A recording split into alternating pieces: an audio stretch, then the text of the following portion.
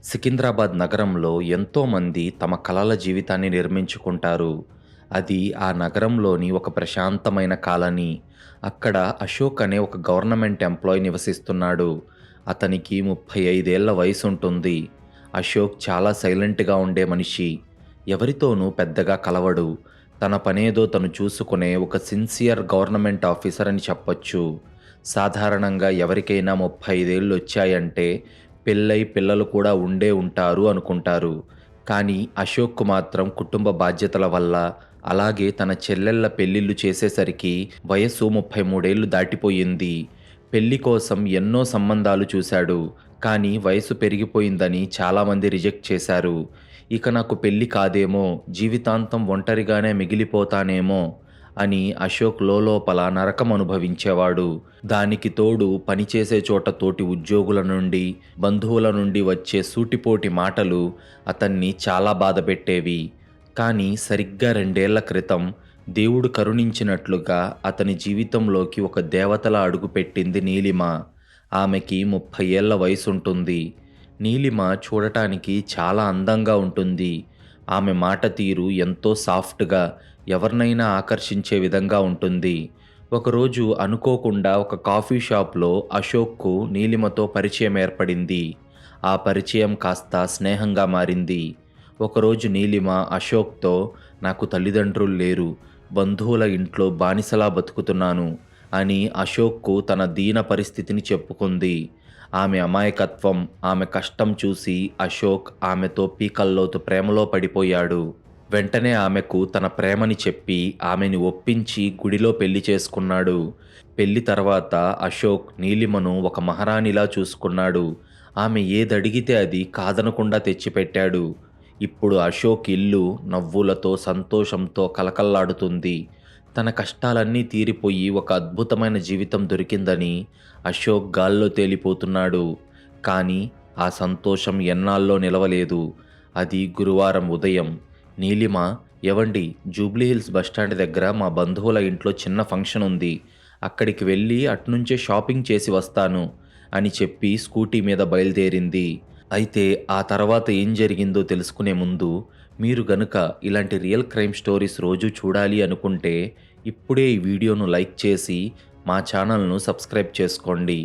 మీరు చేసే చిన్న లైక్, ఒక సబ్స్క్రైబ్ మమ్మల్ని ఎంతో ఎంకరేజ్ చేసినట్టుగా ఉంటుంది. ఫంక్షన్‌కని వెళ్ళిన నీలిమ రాత్రి 8 అయినా ఇంటికి రాలేదు. ఫోన్ చేస్తుంటేనేమో స్విచ్ ఆఫ్ అనొస్తుంది. దాంతో కంగారు పడిపోయిన అశోక్ తన బంధువులందరికీ కాల్ చేశాడు. కానీ ఎవరికీ నీలిమ గురించి తెలియదు. దాంతో అశోక్ పాపం రాత్రంతా నిద్రపోకుండా సికింద్రాబాద్ వీధులన్నీ వెతికాడు. కానీ ఉపయోగం లేదు. మరుసటి రోజు ఉదయం అశోక్‌కు సికింద్రాబాద్ క్రైమ్ బ్రాంచ్ పోలీసుల నుంచి ఒక ఫోన్ వచ్చింది. ఫోన్ ఎత్తిన అశోక్‌తో, "హలో, అశోక్ గారా? మీరు అర్జెంటుగా గాంధీ హాస్పిటల్ మార్చురీకి రావాలి" అని ఫోన్ కట్ చేశారు. అది విన్న అశోక్‌కు గుండె ఆగిపోయినంత పనయ్యింది. పోలీసులు చెప్పినట్టుగానే గాంధీ హాస్పిటల్ మార్చురీకి వణుకుతున్న కాళ్లతో అశోక్ వెళ్ళాడు. అక్కడ స్ట్రెచర్ మీద ముఖమంతా ఛిద్రమైపోయి కత్తిపోట్లతో దారుణంగా హత్య చేయబడి ఉన్న ఒక మహిళ మృతదేహం ఉంది. ఆమె కట్టుకున్న బట్టలు, కాళ్ళ పట్టీలు చూసి అశోక్ "నీలిమా" అంటూ అక్కడే కుప్పకూలిపోయాడు. ఒక చిన్న పిల్లాడిలాగా గుండెలు బాదుకొని ఏడ్చాడు. "నా భార్య ఎవరికీ ఏ అపకారం చేయలేదు. నా దేవతను ఇంత కిరాతకంగా చంపిన రాక్షసులు ఎవరు సార్? నా ప్రాణాన్ని నా దగ్గర నుంచి లాక్కున్న వాళ్ళను చంపేయండి సార్" అని పోలీసుల కాళ్ళు పట్టుకొని భోరుమని ఏడ్చాడు. అశోక్ పడుతున్న బాధ చూసి పోలీసులకే కన్నీళ్ళొచ్చాయి. అసలు నీలిమని ఎవరు చంపారు? ఎందుకు చంపారు? ఆమె ఒక ప్రభుత్వ ఉద్యోగి భార్య.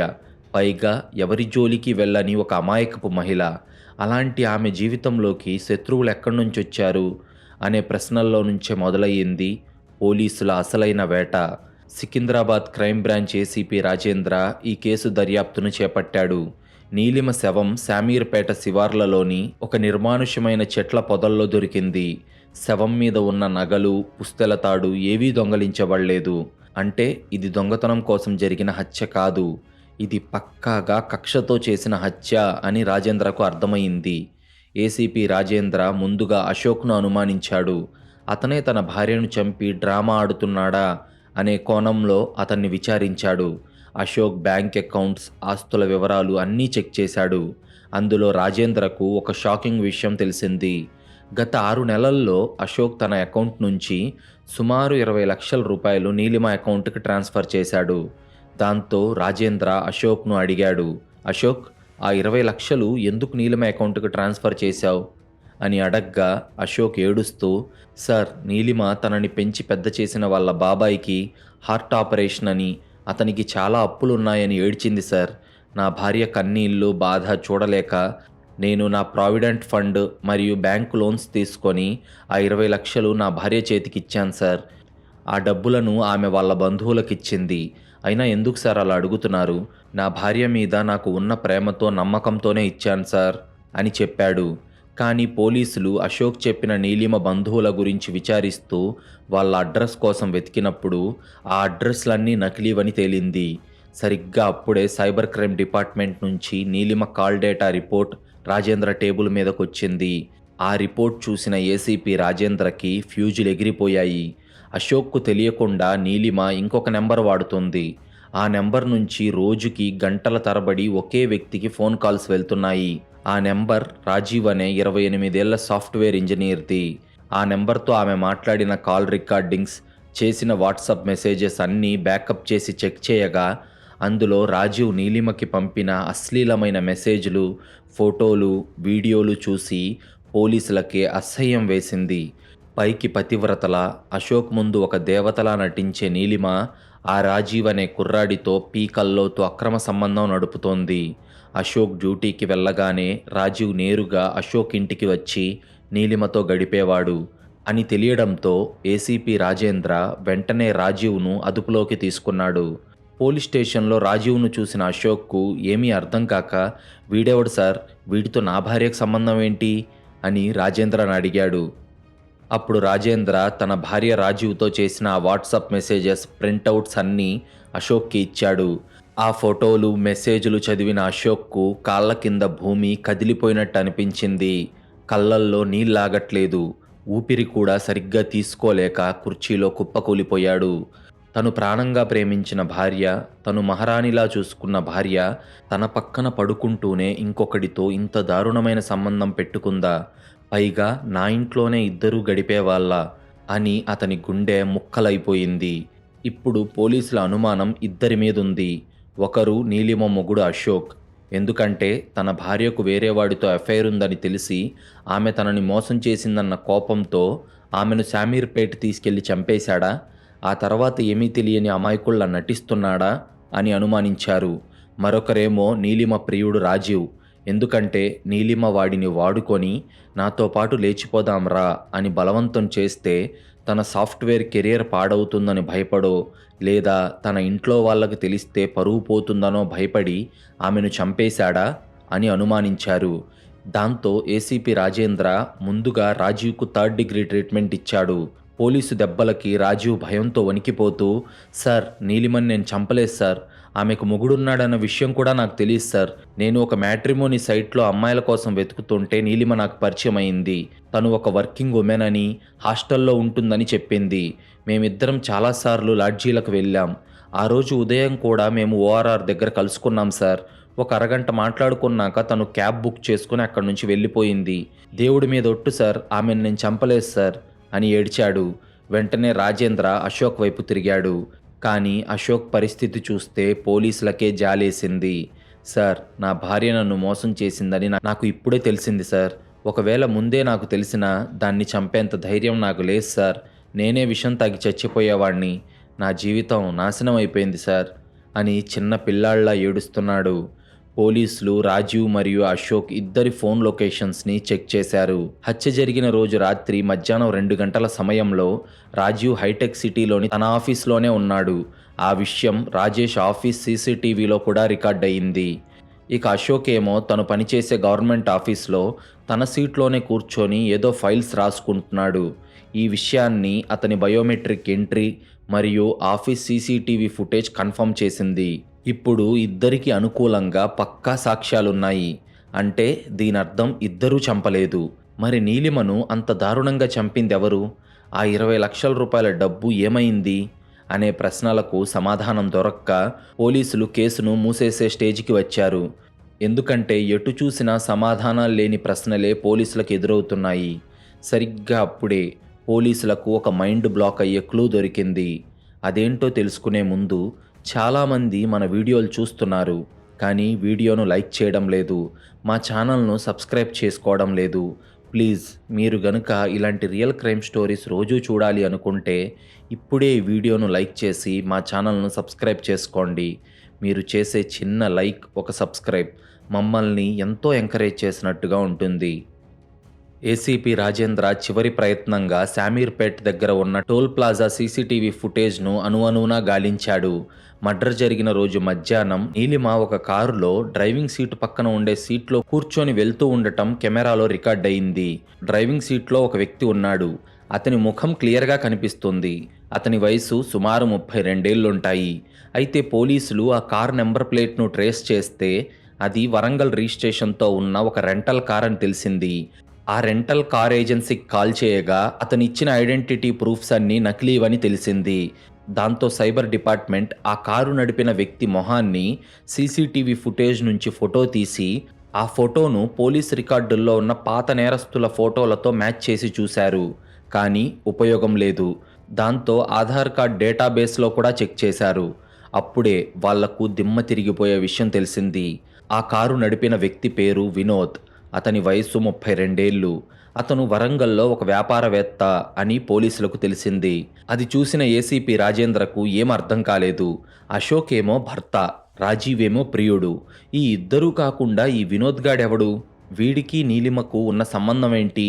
వీడు వరంగల్ నుంచి రెంటల్ కారు వేసుకొని వచ్చి మరీ నీలిమను ఎందుకు కారెక్కించుకున్నాడు అనే కోణంలో వెంటనే ఒక స్పెషల్ టాస్క్ ఫోర్స్ బృందం వరంగల్కి బయలుదేరింది. వరంగల్లోని వినోద్ ఆధార్ కార్డులో ఉన్న అడ్రస్కి వెళ్తే అక్కడ వినోద్ లేడు.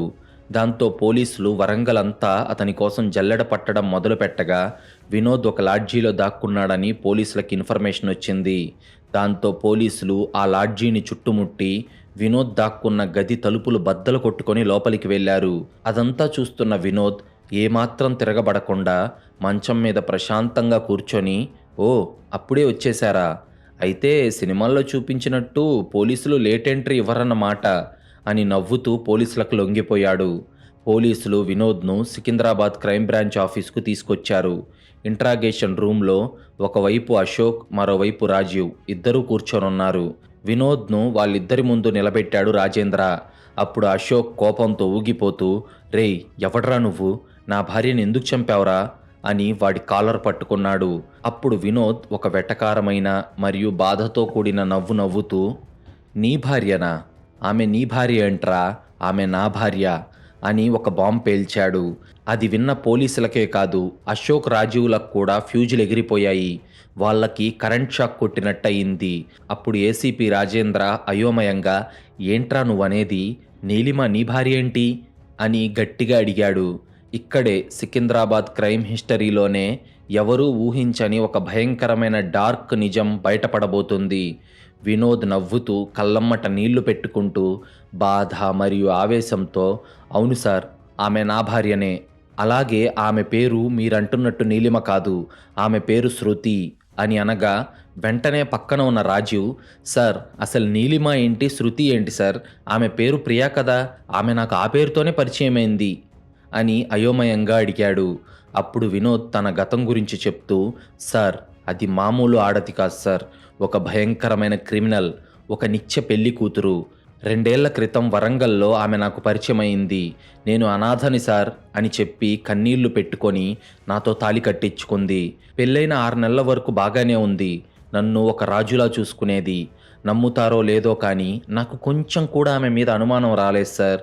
కానీ ఒకరోజు రాత్రి నా ఇంట్లో లాకర్లో ఉన్న 50 లక్షల రూపాయల డబ్బు, ఒక 1/2 కిలో బంగారం తీసుకొని ఎవరికీ తెలియకుండా రాత్రికి రాత్రే పారిపోయింది సార్. నేనేమో ఎవరైనా దొంగలు దొంగతనం చేసి నా భార్యను కిడ్నాప్ చేశారేమో అని పిచ్చోడిలా వరంగల్ అంతా వెతికాను.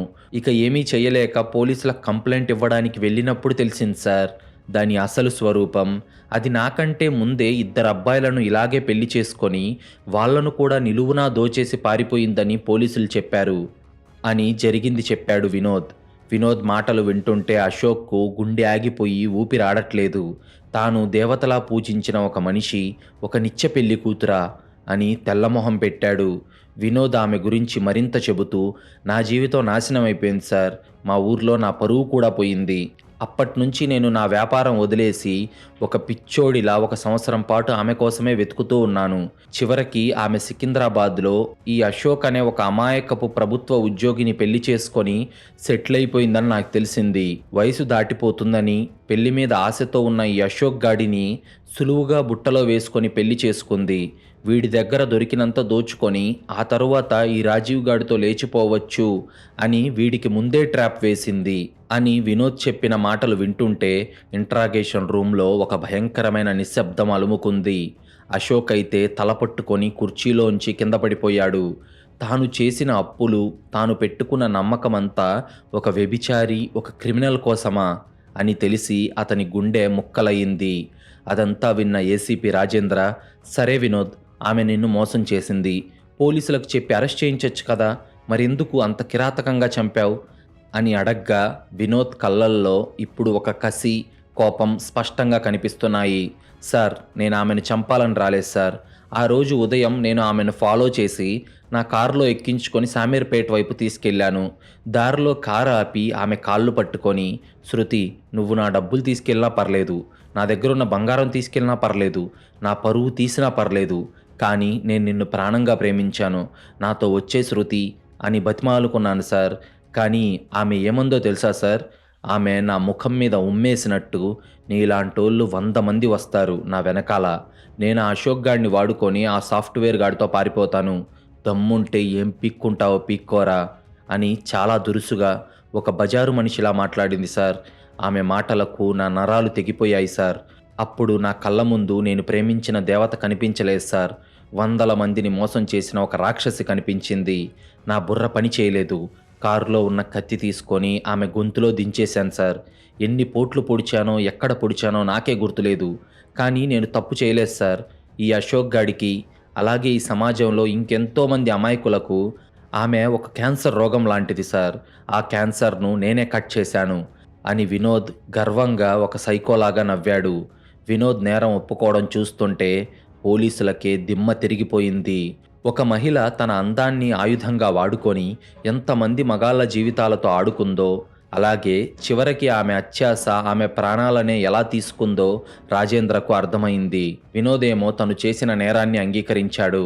పోలీసులు అతన్ని కోర్టులో ప్రవేశపెట్టారు. కోర్టు అతనికి యావజ్జీవ కారాగార శిక్ష విధించింది. తనను మోసం చేసినందుకు చట్టాన్ని చేతిలోకి తీసుకున్న వినోద్ తన జీవితాన్ని జైలు గోడల మధ్య నాశనం చేసుకున్నాడు. కానీ పాపం ఈ కథలో నిజమైన బాధితుడెవరంటే అశోక్ అనే చెప్పాలి. 35 ఏళ్ళు పెళ్లి కోసం ఎదురుచూసి వయసు దాటిపోతుందన్న ఆరాటంలో ముందు వెనక విచారించకుండా ఒక అమ్మాయిని నమ్మి గుడ్డిగా పెళ్లి చేసుకున్నాడు. ఇప్పుడు అతని దగ్గర డబ్బు లేదు, భార్య లేదు, సమాజంలో పరువు కూడా పోయింది. ఇంత జరిగాక అతని దగ్గర మిగిలింది ఏంటంటే కేవలం 20 లక్షల రూపాయల అప్పు మరియు జీవితాంతం అతన్ని వెంటాడే ఒక భయంకరమైన నిజం మాత్రమే. ఇక రాజీవ్ లాంటి కుర్రాళ్ళు కేవలం శారీరక సుఖం కోసం ఇంకొకరి భార్యతో సంబంధం పెట్టుకొని వాళ్ళ భవిష్యత్తుని, పరువుని గాల్లో కలిపేసుకుంటున్నారు. చూశారుగా, ప్రతి అందమైన ముఖం వెనక అందమైన మనస్సు ఉంటుంది అనుకోవడం మన భ్రమ. పెళ్ళి అనేది ఒక జీవితకాలపు బంధం. కేవలం అందం చూసో, జాలిపడో లేదా వయసు దాటిపోతుందనో ఎవరి గురించి పూర్తిగా ఎంక్వైరీ చేయకుండా గుడ్డిగా నమ్మితే అశోక్ లాగా సర్వం కోల్పోక తప్పదు. నీలిమ లాంటి నిత్య పెళ్లి కూతుర్లు సమాజంలో మన చుట్టూ ముసుగులు వేసుకొని తిరుగుతూనే ఉంటారు. కర్మ అనేది ఎవరిని వదలదు. నీలిమ అందరినీ మోసం చేసింది. చివరికి ఆమె వల్ల మోసపోయిన వ్యక్తి చేతిలోనే ముక్కలు ముక్కలుగా నరకబడింది. మీకు గనుక ఈ రియల్ క్రైమ్ స్టోరీ నచ్చినట్లయితే ఇప్పుడే ఈ వీడియోను లైక్ చేసి మా ఛానల్ను సబ్స్క్రైబ్ చేసుకోండి. మీరు చేసే చిన్న లైక్, ఒక సబ్స్క్రైబ్ మమ్మల్ని ఎంతో ఎంకరేజ్ చేసినట్టుగా ఉంటుంది.